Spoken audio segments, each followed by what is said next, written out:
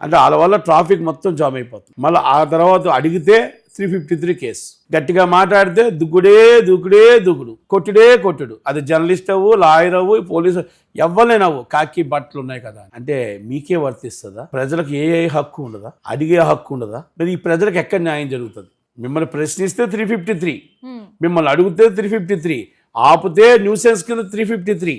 ప్రజలకి ఎక్కడ న్యాయం జరుగుతుంది? ప్రజలు ఎవరిని అడగాలి? న్యాయస్థానాన్ని అడగాలి. ఎంతమంది న్యాయస్థానంకి వెళ్తారు?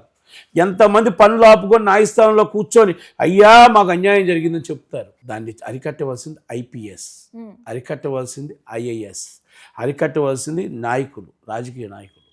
ప్రజలు మనకు ఓటేస్తే, ప్రజలు మనకు ట్యాక్స్ కడితే, ప్రజలు మనకు జీతాలు ఇస్తున్నారు. మరి వాళ్ళ మీదే నువ్వు తిరబడి, వాళ్ళనే నువ్వు ఫిల్ట్ పట్టుకొని, వాళ్ళనే న్యూసెన్స్ అని చెప్పి నువ్వు కేసు పెడితే, మీ మీద కేసు అని nuisance case 353, non bailable warrant లోన ఆ ఉద్యోగానికి ఎరతు. అందుకే 353 విలువలు పోయాయి. అందుకే కోర్టు వారు కూడా 353 చూసి ఎప్పుడు కూడా నాట్ టు అరెస్ట్ ఇస్తున్నారు. ఎందుకు ఇస్తున్నారు?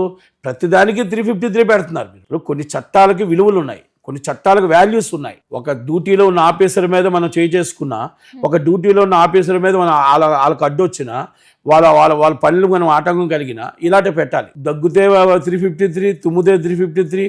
అక్కడ ఏమండి ఏంటంటే మీరు ఇంత ట్రాఫిక్ జామ్ చేశారంటే అడుగుతావా? న్యూసెన్స్ పెట్టే ఒక కానిస్టేబుల్ వెళ్తాడు, పోలీస్ స్టేషన్ రాసి ఇచ్చేస్తాడు.